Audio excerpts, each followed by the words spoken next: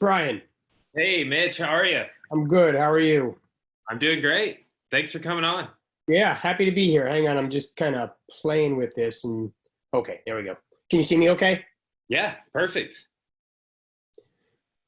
Well, it's good to meet you, man.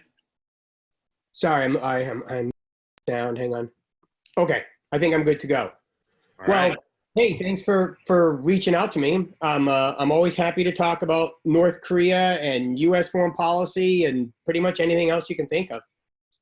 Yeah, that is actually kind of what led me to hitting you up. You know, I guess you and Dr. Woods, Jeff Woods, went to PhD school together, and I hit him up one day and was like, "Hey, man, what do you know about the Pueblo incident? I've been doing some research," and he was like, "Man, actually, I know this guy who's like the guy."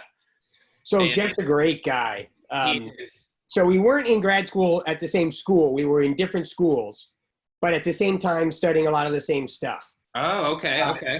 he got his PhD from Ohio University. I was at the University of Texas. But we were working on kind of the same time period, using a lot of the same materials. We got Yeah. to know each other at conferences. There's actually kind of a small network of about a dozen of us that became buddies in grad school, and now we're all scattered at academic institutions across the country. But we keep in touch. And Jeff's just, I mean, he's a smart, he's not watching this, right? Because I'm going to say good things about him, and I hate to do that if there's a public record. But yeah, he's a smart guy. I got to think he's a great teacher because he's funny and he's personable. So yeah, I'm glad he put us in touch. Yeah, he's also been strangling me for over a decade.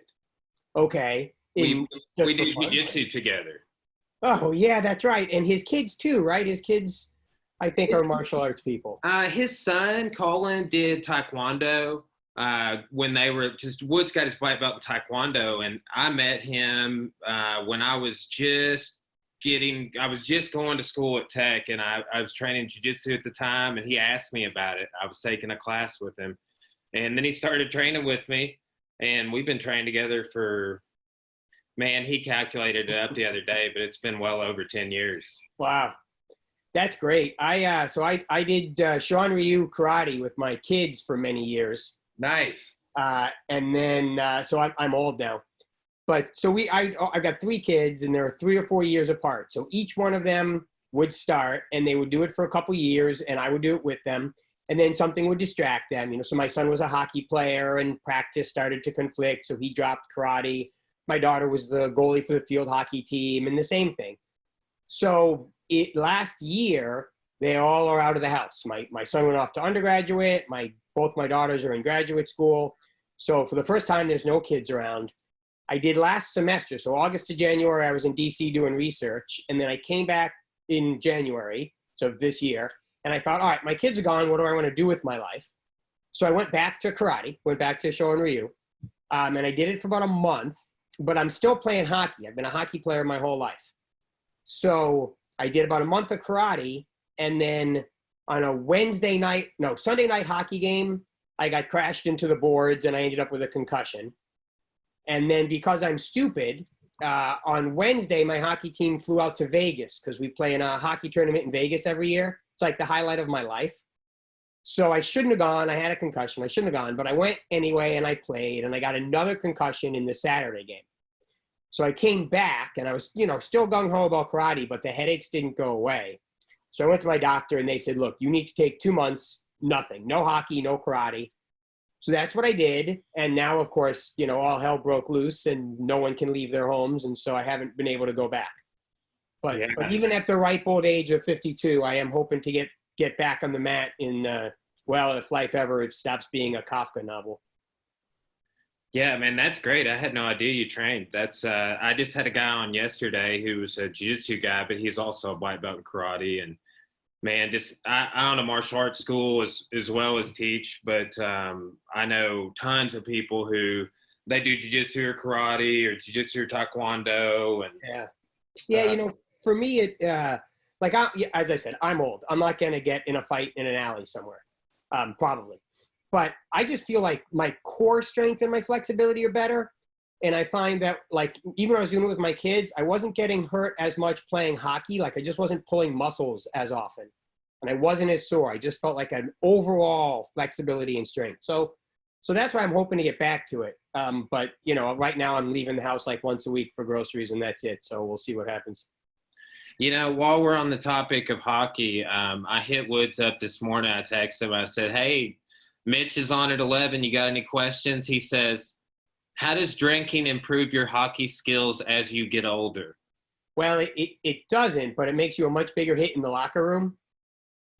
So I was a good player back in the day. I'm terrible now. And my team is really competitive, and it's mostly younger guys who are really good. And I'm the captain. And people always say, "Why are you the captain?" It's because I bring the best beer to the locker room after the games. Everybody else shows up with like a case of Miller Lite. I go out to like the local breweries, and I bring in, pints to sample and, 10 different bottles of things to try. So that's the only reason I'm captain. So yeah, it doesn't really help with the game, but it's great afterwards. Nice. Very nice. Well, man, so I wanted to talk to you. Like, I guess you've been doing a lot of writing during the pandemic, kind of about the pandemic, and kind of taking a historian's approach. And I'd read a couple of articles that had come out. I guess they come out just in the last couple of weeks since I've been talking to you about coming on. One particular is kind of related to your, what you're an expert in, Asian American relations, but it was kind of Yang's take, and I read that quote in that article, and that was it was interesting. I mean, you even cited Little Rock, which I'm sitting here in Arkansas right now, when you were going into African Americans versus Asian Americans. I just wondered if you would talk about that article a little bit. Yeah, sure. So that's my new book. I said I was in DC last semester, and I was doing research at the Library of Congress. And I'm working on a book that's a history of the African American experience serving in the military during the wars of the 20th century. We're really doing World War I, World War II, Korea, and Vietnam, and that's all. And the larger argument is, let's look at the way military service radicalized the civil rights movement overall. So, World War I breaks out, and African Americans go, "This is great. This is an opportunity for us to prove ourselves good citizens. We're going to go off and fight. We're going to sacrifice. We're going to buy bonds. We're going to volunteer for the service. Maybe we'll die overseas, but we'll prove ourselves good Americans, worthy of equal rights. And then, of course, we'll come back and we'll be treated equally." And so I've been actually writing the World War I chapters right now. And of course, that isn't what happens. African Americans they buy bonds at a higher rate than any other race or ethnicity, relative at least to their income level. They volunteer to serve. They volunteer for the draft at higher levels. But they face massive discrimination in the training camps and overseas. And then, of course, they go off to France to fight. And the French troops and the French people are so desperate for help that, like, they don't see color, right? These guys are being discriminated against. They're serving in the South. They're serving in Arkansas. They're serving in Texas. Or they're training bases in Florida, in Kansas. And their commanding officers are telling them, "Hey, you can't go into the movie theaters. You can't go into the restaurants. I know we're fighting a war to make the world safe for democracy, but don't go to the movie theaters with white people." And then they go overseas, and the military is telling them, "Don't go hang out with the white French people. They'll hate you." And instead, the French people, who have been ravaged by the Germans and are desperate for the war to be over, they don't care about color. They're like, "Oh my God, Americans are here to save us, and come into my homes and have dinner with us and date my daughter, and it's all great." So that's sort of the starting point of the book. It's how do these experiences in the training camps in the South, and then going overseas, dealing with the rhetoric of we're fighting for democracy, how does that slowly radicalize the African American civil rights movement?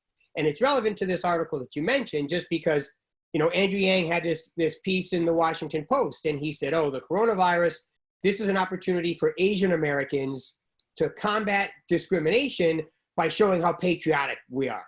You know, volunteer and sacrifice, and that will show the world, that will show, you know, American racists that we are deserving of equal status. And I just, you know, I'm a historian. I look at everything in the historical perspective. And so my take on that piece was, look, we've tried that and it doesn't work.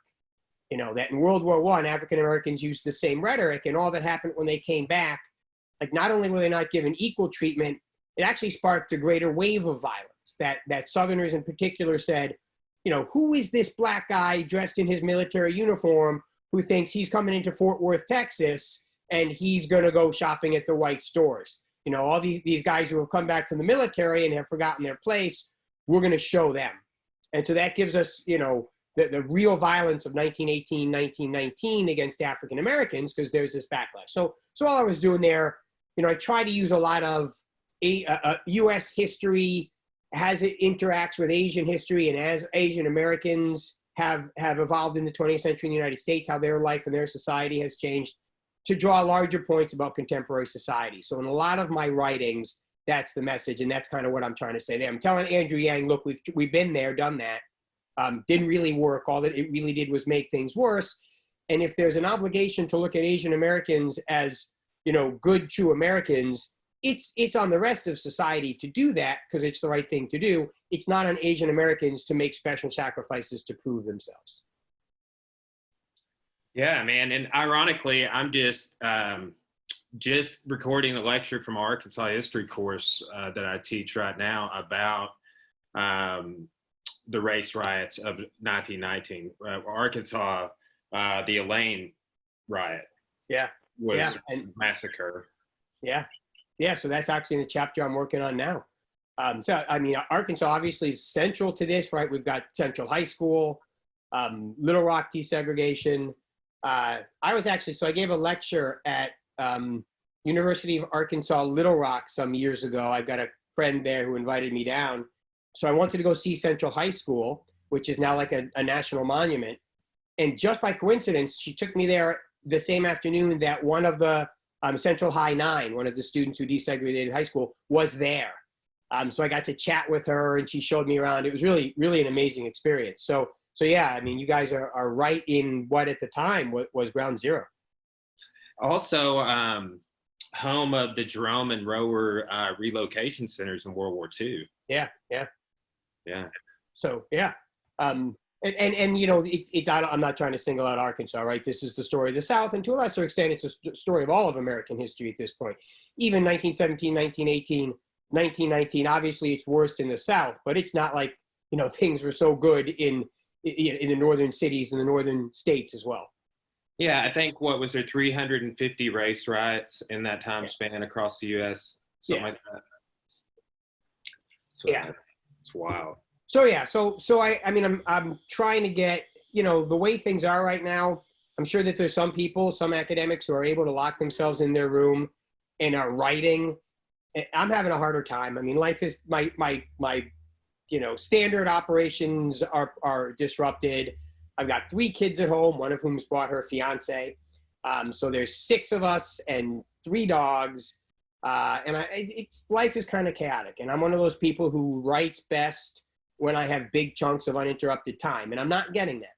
So I'm doing what you said. I'm writing a lot more these short op-ed type pieces, like the ones that you've mentioned. And I think, I don't know, maybe make a better contribution. Sometimes academics write books that like 9 people read.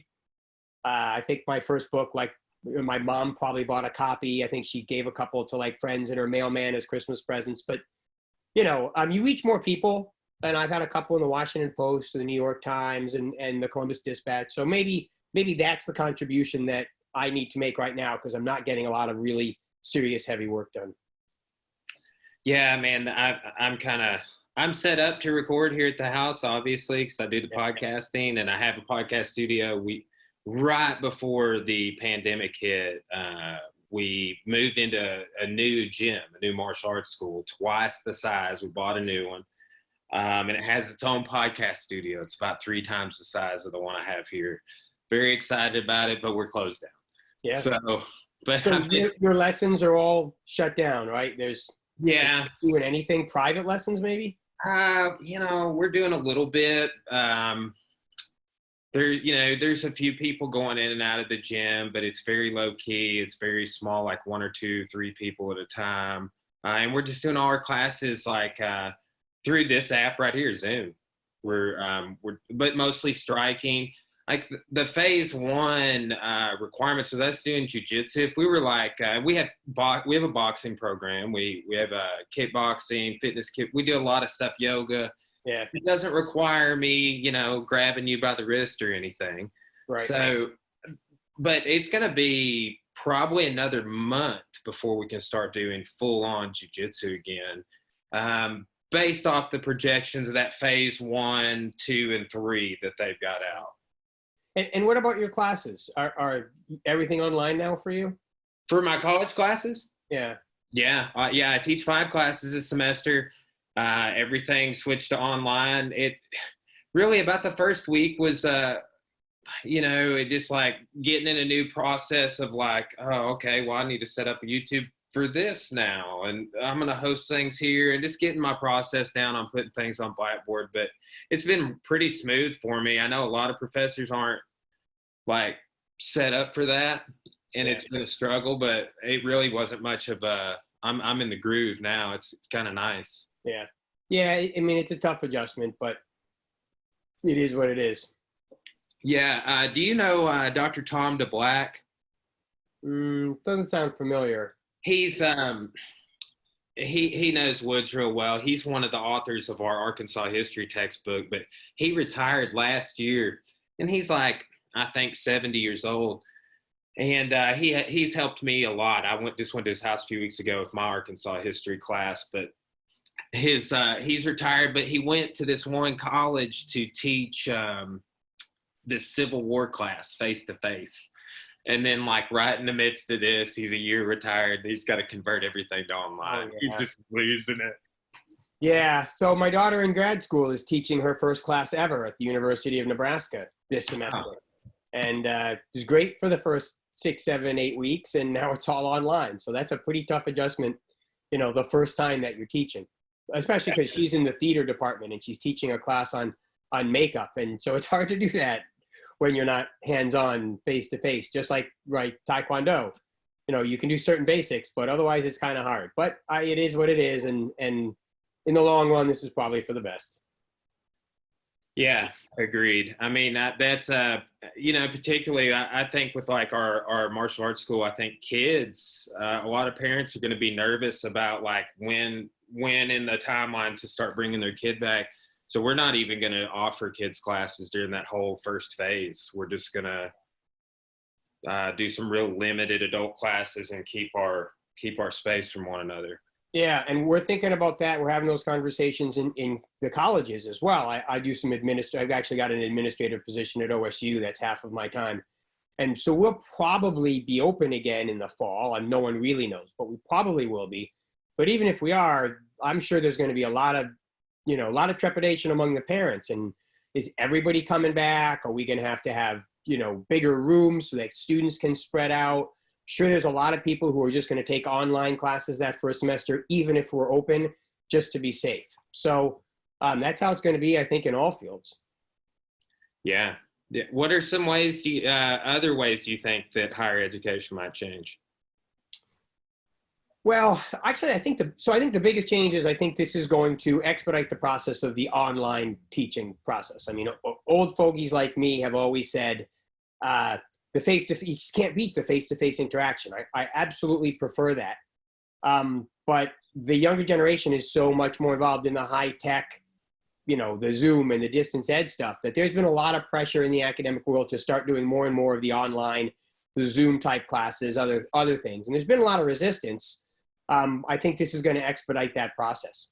It's also, I think, so at the research universities like mine, we do a lot of bringing in scholars. We bring in people from our field to give talks, and we exchange research, and we bring in prominent names so that we can have lunch and talk amongst ourselves about collaborating in research. I think a lot of that's going to go online, a lot more. So I'm going to be Skyping in speakers to talk about U.S. foreign policy and Korean relations, rather than bringing them in person. And then, of course, there's the economic impact. I mean, I've long felt that the economic model that we're on is just not sustainable. Colleges are too expensive. I'm at a public university. It's a little less expensive, but it's still pretty expensive. And the state government and the federal government have been cutting subsidies for years and years, and yet tuition goes up. And I think it's quite clear that to get students back in the economic decline that we're about to face, it's going to have to be some sort of better model for funding higher education. And I don't know if that's going to mean colleges are going to have to start slashing their prices, or if it means the government's going to have to step up and start funding students the way they should. But one way or the other, we can't saddle students with tens of thousands of dollars in student loans and, charge $50,000, $60,000, $70,000 a year for an education. Not that we could have 5-10 years ago either, but we were making it work because students were going into debt. But that's just not going to work. So someone at a higher pay grade than me needs to figure out how to make this all work in the future. But there are changes coming. Yeah. It's I teach at a community college, and that's been just everybody that I work with. It's a colleague, and I mean I've talked with people at Tech and some other schools too. But it's there's just a lot of uncertainty right now about what's everybody. I keep getting emails about like the funding equation and things that are, I guess they're wanting me to educate myself on, but I'm like, man, this doesn't look good. Yeah, so my thinking, I think that the places that are the most in danger are those smaller liberal arts colleges. Schools like the community colleges, I think, should be okay because they're always a little cheaper. They're a little more tied to their community. People are always going to need an education, but a lot of those people are going to have jobs, and they're going to need a couple classes here and maybe not the residential experience. So I think those schools are good. And I think the bigger state schools are going to be good because they have huge reputations and they get some state money.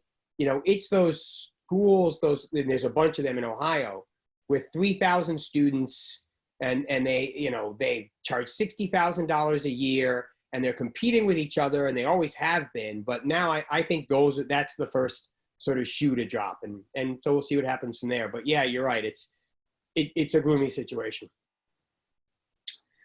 Man, in that what I guess it's the Columbus Post article that you put out, you kind of voiced some concerns about possibly getting back in the swing of things too early, also citing a historical instance from the Spanish flu.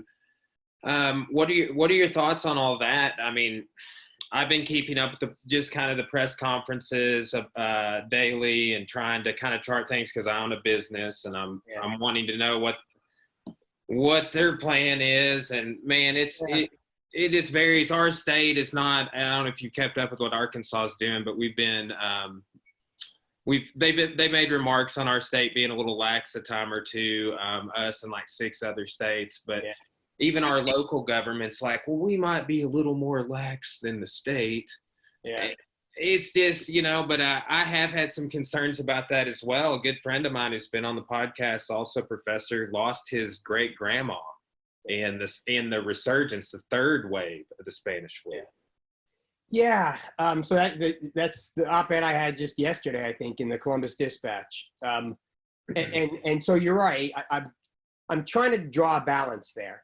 Ohio has been pretty good in terms of locking things down. Our Republican governor, Mike DeWine, really snapped down right away. We were one of the first states to shut schools down and shut businesses down. And I think it's had a pretty dramatic impact. And our number of cases and number of deaths have been pretty low relative to the size of the state. But we have growing concerns, and there are people out protesting up by the State House, and they are demanding we get open for business as soon as possible. And I get that. My wife is the headmaster at a private school, and they're really solely dependent on tuition. They're really worried about their future. So I get everyone's got to be worried about their businesses, and so I'm not in any way trying to discount those fears. But I am saying we can look at the long-term history of both pandemics and economic downturns and see that it's really easy to open up too fast and the consequences that leads to. So, I went in depth about San Francisco and the Spanish flu in 1918, 1919, and it's the same story there, right? The flu hits, it's awful. San Francisco mobilizes really well. This was at a time when people trusted the government and the media a little bit more, so they worked really closely to get the message out. Everybody wore masks, social events were shut down, schools were shut down. And this went for like 3 or 4 months, and it was really effective, and the disease was almost gone. And then people started protesting, and they had this like anti-mask league was created to protest wearing masks. And they would hold these giant assemblies where like 1,000, 2,000 people would come without masks just to sort of make the point that we could do this. And then suddenly it spiked again. So it was basically like November 1st, people said enough of this, and they stopped obeying the restrictions. And by late December, this disease that was almost gone was peaking again. And so then in January, the city stepped in, the public health officer passed some really stringent laws, and it ended up eradicating the disease. But we do have to think about this. So I am really sympathetic. I understand the need to get the businesses open again, but I want our political leaders to understand, well, 2 things. So one is I want them to understand the possibility of a resurgence of the pandemic, but I'm tired of hearing the rhetoric of we're going to lose more people because of economic distress than we will to the disease. That was a real interesting point you were making in that article. That I've heard people take that path a lot, talk about suicides and right. You made some incredible points that, on the contrary, actually. Yeah, like it's totally counterintuitive. I mean, I get it. Before I did the research, I would have said the same thing, right? We're going to lose so many people to suicide that it's going to be more than the people who will die from the disease. But the reality is, in literally every economic downturn we've had in the 20th century, and the Great Depression is the great model, but really, there's studies that go from like 1870 up to 2000. Society health actually improves during every one of these economic downturns. And suicide rates do climb. They climb very little, not nearly as much as you might think, but they do climb. But at the same time, we just get improvement in overall society health. People aren't drinking as much, and they're not smoking as much because those things are expensive, and because they're not going out for a beer after work. Air pollution goes down. Auto accidents go down because people aren't driving to and from work. One of the really, I guess we should have thought of this, but I hadn't. So one of the most surprising things to me is people who have like already existing, whether it's psychological problems or emotional problems or alcohol addiction or whatever, they find a stronger family network now because people aren't working. So they're home and they can take care of these people. So really the 8, and I get the numbers wrong maybe, but I think the 8 greatest periods of increased life expectancy in the United States took place during economic downturns. So there's really something to the idea that we improve society's health during these economic downturns. So I'm not necessarily advocating that we need to wait too long, because I do understand the demands on business, but I do want policymakers to understand, the full range of what history teaches us here. Yeah, no, I agreed. And I mean, even owning a business, I'm not like trying to lay a trap or anything because I'm trying to get back to work. I mean, honestly, like when I was reading that article, I was like, hey, I'm that guy that he's talking about. Like I've done I've exercised more.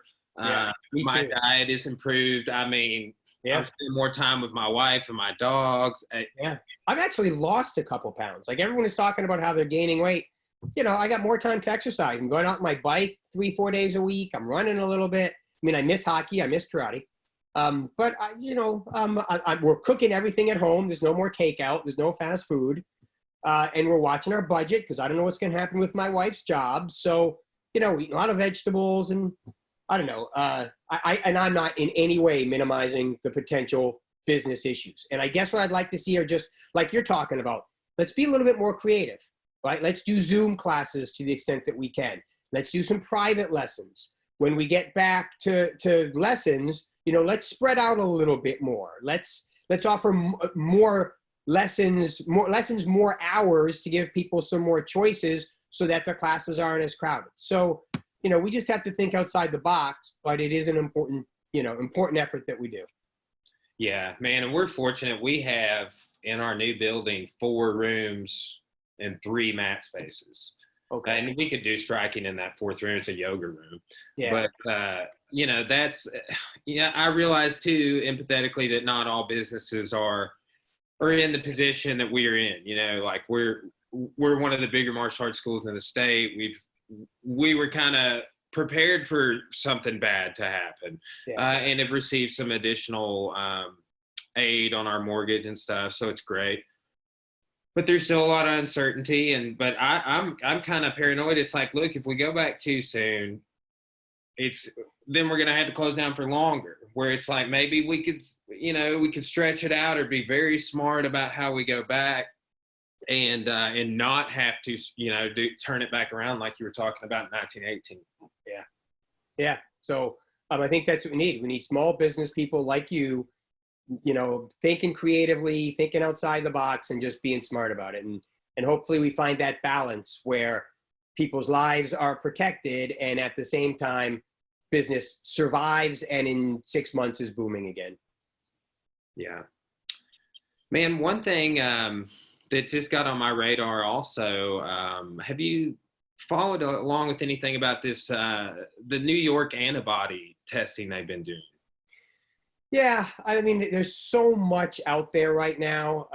Since I published that article a couple of days ago, I'm inundated with emails from people saying, hey, have you seen what Sweden's doing? Right? Hey, did you see this new case in California that was earlier than anyone had anticipated? So many different approaches. I'm cautious about everything. Nothing has really gone through the severe, the trials and the detailed process that they usually go to. I know we're expediting everything from the antibody testing to possible vaccines to, everything is really being expedited in the hopes of putting everything to good use. But I'm skeptical about everything at first blush, because, the prime message of the doctor is first do no harm. So everybody gets all excited. And actually the same thing happened in San Francisco. So in like November of 1918 in San Francisco, they said, hey, it looks like we have a vaccine. And everybody said, oh, great, back to the movies, back to the sports, back to the theaters. And then it turned out it didn't really work. And so I am really cautious about that. So, I know that there's a lot of good things on the horizon, but still got to always keep in the back of your mind that these things are going to come slowly. Yeah, for sure. Also, man, I saw you joking about this, but I mean, what's going on with Kim's health? Yeah. So I have a piece actually coming out, I think, tomorrow as part of a roundtable of North Korea specialists talking about Kim Jong-un. Is he alive? Is he dead? Is he dying? And the simple answer is that no one actually knows anything. I mean, there's North Korea is such a black hole of intelligence that we really don't know anything. I suspect he's fine. I mean, maybe not fine. I suspect that maybe he's had some sort of underlying health issue when they're dealing with this. This happened once before with him. He dropped off the face of the earth for about 3 months, and everyone thought, oh my God, what's going on? And then he came out and he was walking with a cane, and he had something done to his ankle or his leg or whatever. And I suspect the same kind of deal here. Satellite photos are showing there's not really anything unusual going on inside of North Korea. The military is not mobilizing to protect the borders. Nobody's bringing tanks into the capital because they're planning a coup. I suspect that he's going to emerge from this at some point and things will be okay. If he's not, I mean, who knows, right? And that's part of this roundtable I'm doing. They asked, like, I don't know, let's say 30 North Korea policy people, what's going to happen if Kim dies? And the simple answer is, who knows? His sister is pretty prominent, Yo Young-jong, but it would be really unlikely for a young female. She's like 30 years old. For a young female to take power. That goes again. I mean, that's almost never happened in the Communist Party. It's almost never happened certainly not happened in North Korean society. It's still a pretty paternalistic culture. I think most likely there's a power struggle. She gets purged. One of the military leaders takes over. And then, we got to start asking ourselves what happens with their nukes and their chemical weapons and their biological weapons and everything else that they do. And I don't know what the answer is, but it's going to be a really dangerous period. Most likely, if you look at the history of North Korea. So we talked about my other piece being kind of counterintuitive. North Korea is kind of counterintuitive in that when they're the most unstable, they get the most provocative. Right? Most countries, when you're having economic problems and you reach out to another country and say, help me, you then cooperate with them. North Korea does the opposite. When they're falling apart, they reach out to the rest of the world for help. And then when they get the help, they extend their middle finger to the rest of the world. And so I think what happens is the more chaotic it gets, if Kim dies, the more belligerent they're going to get. Hopefully there is somebody in the State Department and the White House who will recognize that, and we will not go down a path towards war or greater crisis. But it is a really serious wild card, and there's no way to know what's going to happen until we know what Kim's health is like. But the simple answer, I guess, is that there's no good answer, really. You know, if Kim lives, it means we have the perpetuation of the worst, most brutal dictatorship of the modern era. That includes concentration camps and rape and violence and the spread, proliferation of nuclear weapons and drugs and counterfeiting. I mean, North Korea is not really a state. It's more of like a organized crime dressed up as a state. So if he lives, we get more of that. And if he dies, we have instability that could take us down a road where nobody wants to go. What are your thoughts on United States-Korean relations since Trump's been in office? Well, let's say A for effort. I mean, I credit where credit's due. Trump went on tried an approach that hadn't really been tried all that much. You always was, particularly when you're dealing with a country like North Korea, you have to think outside the box sometimes. And with regard to his outreach efforts to the North and the personal relationship he established with Kim, he tried.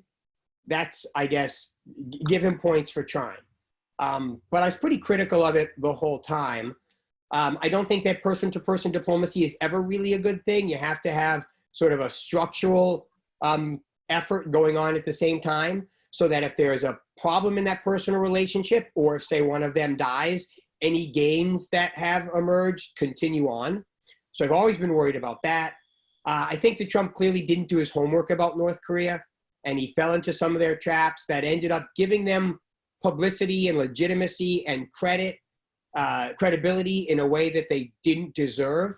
So every time Trump meets with Kim on a one-to-one basis, Kim uses that for domestic propaganda, right? Look at how great I am. I have forced the mighty United States to meet with me on a one-to-one basis. And so that's why usually we hold out the idea of a presidential summit. That's like the end of the list, right? That's not something we give up at the beginning. We do it at the end of the negotiating process. And along the way, you give up some substantial steps, right? You do some things to prove that this is serious. And then maybe we can have that face-to-face visit that you so desperately want. So we kind of gave away the end game right at the front. So I was kind of critical of that. And in the meantime, he's really damaged relations with South Korea.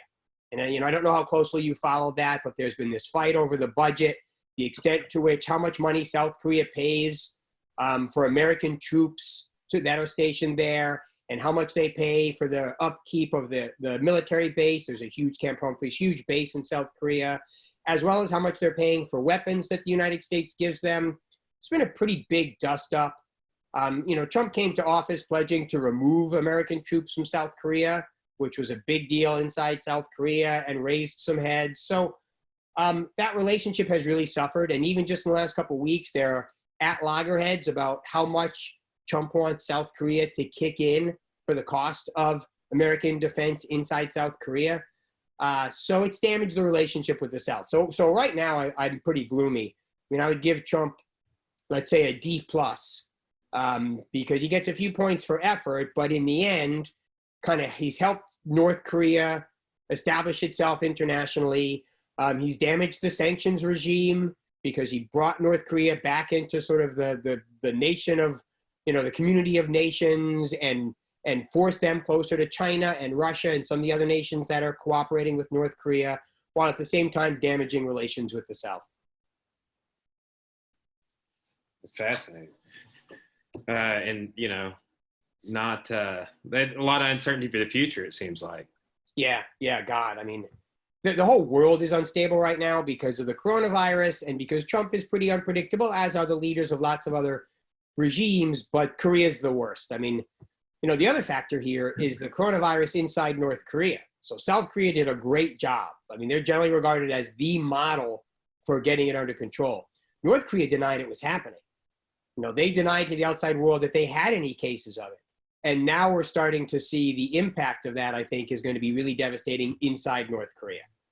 I mean, it's still really early, but it looks like they're going to be devastated. I mean, they have no good healthcare system, right? And the elites don't really care so much about the people in rural North Korea.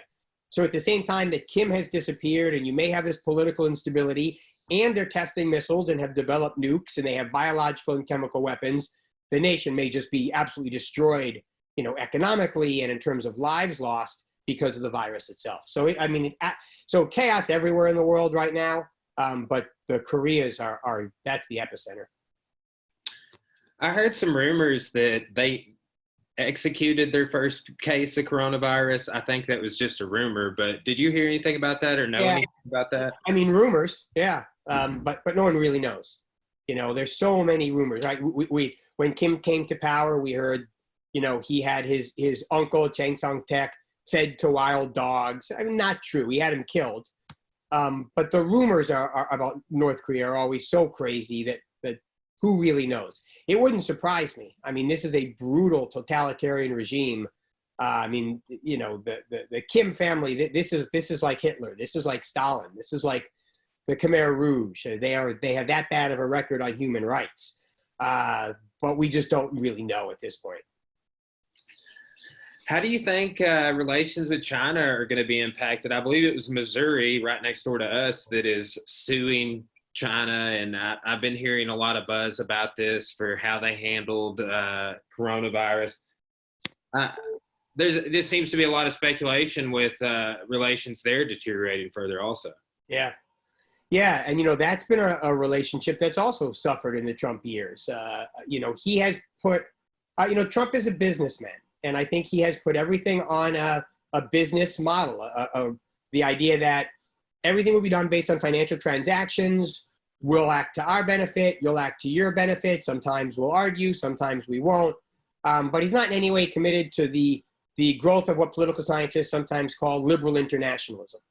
And when I say liberal internationalism, I don't mean liberal like Democrats. I mean liberal like really in the years of the Cold War, the U.S. has led this effort to expand traditional American values of free trade and democracy and rights for women. And that's created this network of allies, that work through, NATO, for example. And the U.S. built up as part of the Cold War effort against the expansion of communism. And Trump has no use for that. And that's played out in a lot of these nations we've talked about, but particularly China. And any gains that we had made with China because of years of sort of encouraging them to maybe start to democratize or at least embrace capitalist principles, Trump doesn't care about any of that. So when we're on this transactional basis, sometimes we're really going to butt heads. And I think it is a step back. I think that always best to have diplomacy and negotiations and an effort to maintain good standing with nations that are going to be your chief rival, partly because, the China economy is enormous and because China wields huge influence in East Asia. But we'll see how it plays out. Again, everything is incredibly unpredictable at the moment. Strange times. Yeah, it is. It's like, it's almost stereotypical in the ways that I can assess what's going on because, people do say unprecedented a lot, but when you do your research, there is some precedent. Like when I was reading about the Spanish flu, I'm like, mask, social distancing, a lot of the same stuff that's going on right now.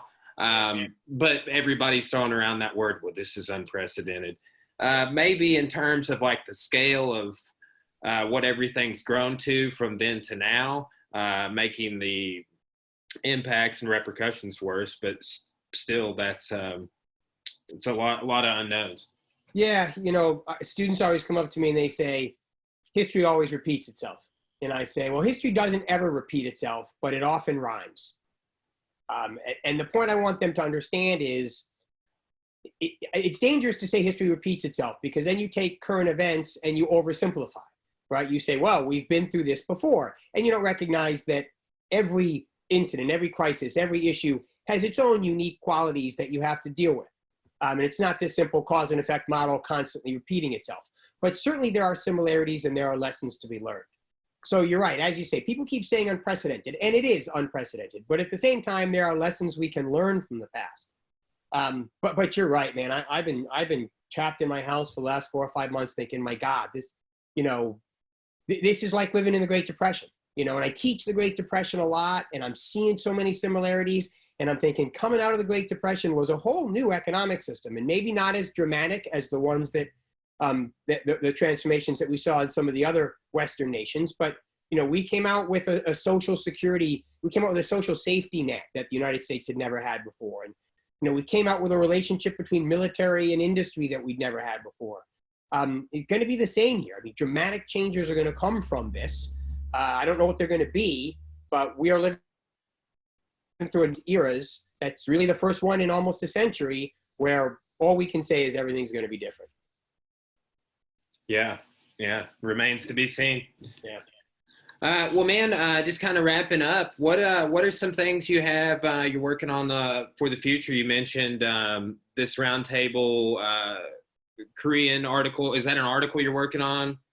Yeah. So the roundtable is, as I said, it's just this real short. It's a real short piece about the future of Korea, the future of North Korea after Kim. I do a lot of that because of my position as director of the Korea Institute at Ohio State. So I do a lot of these think pieces, but the big project is the one I was talking to you. It's African Americans in the military. So this all started to connect it to Korea. I wrote a piece in the Journal of Military History a couple of years ago, where I argued that one of the critical moments in the history of the civil rights movement that no one ever talks about is the Korean War. And I said, what happened in the Korean War, like the war breaks out 1950, and for the first year, we get the same thing from the African American community. You know, here's our chance to prove ourselves. Let's go off to fight. Now, it wasn't the same as World War I, because in World War I, the African American community said, no protests, right? We're not going to protest. We're not going to strike. We're not going to, you know, have rallies. We're just going to go off and help win the war. World War II in Korea, they say, okay, we're going to go off and help win the war. We're going to fight. We're going to rally, but we're still going to protest at home. So there's a little bit of a difference. It's that, you know, if you've ever taught World War II, you know, it's the double V campaign. Victory against fascism overseas and victory over racism at home. So they're both going on at the same time. So that's how Korea starts. It's a year of, okay, we're still protesting at home, but we're going to show ourselves as good Americans.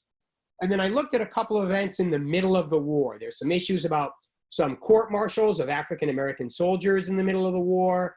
There's a really bad treatment of a number of very well-respected African-American military units because they're still segregated. Even though they're not supposed to be, but they are. And these African-American units are treated really unfairly. And it's like the middle of 1951. And I felt like that's the moment when African-Americans say, you know what, screw this. You know, we're done. You know, we've been fighting for you guys, World War I, World War II, here again in Korea. You keep telling us this is about freedom and fighting in defense of the free world. And you keep treating us this way. And so I say it's about the middle of the Korean War where the civil rights movement says, forget it. You know, we're adopting a much more radical, confrontational, in-your-face sort of approach that most people associate with the 1960s. And I'm saying, no, it starts here in the 1950s. So anyway, that came out in this journal, and a number of publishers came out and said, ooh, this would be great if you could do it for the whole 20th century. So that's what I'm doing. Now, because I'm incredibly long-winded, as you have already seen in this interview, they said to me, make it a really short book, like 80,000 words, and that can be, that's what we want for classroom use. So shoot for like 80,000 words. Well, I'm covering all 4 wars, and World War I is just about done, and it's about 50,000 words.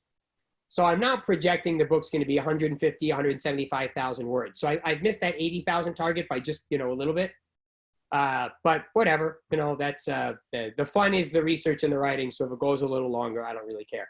So that's what I'm doing. And I'm running the Korea Institute here, and I'm doing a lot of stuff in East Asia outreach.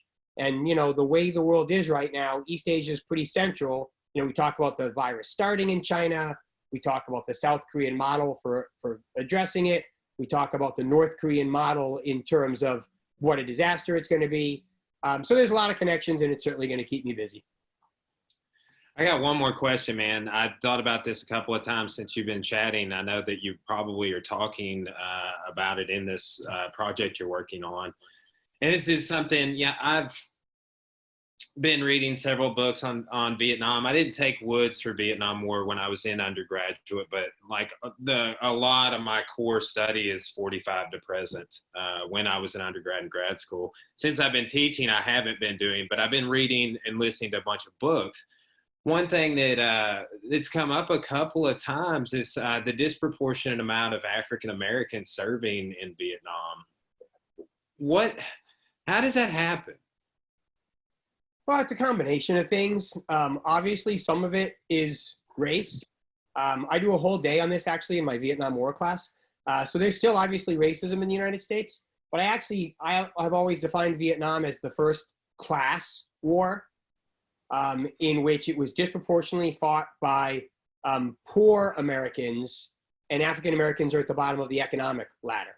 So the reason that African Americans, so it's the same with Latinos, also fight and are killed in a really disproportionate rate in Vietnam.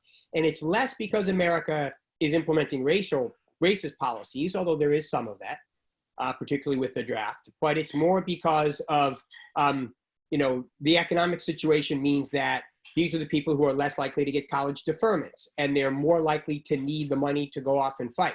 So there's some really interesting statistics, like the number, and I may get them wrong right now because I haven't taught this in a couple of years, but like the number of Harvard graduates who died in World War II, a number of Harvard graduates, I think just from the class of like 1941, 42, who died in World War II it's like 50, 75, something like that.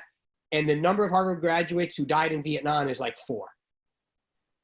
It's really astounding. And there's these great community studies. There's a community in Alabama.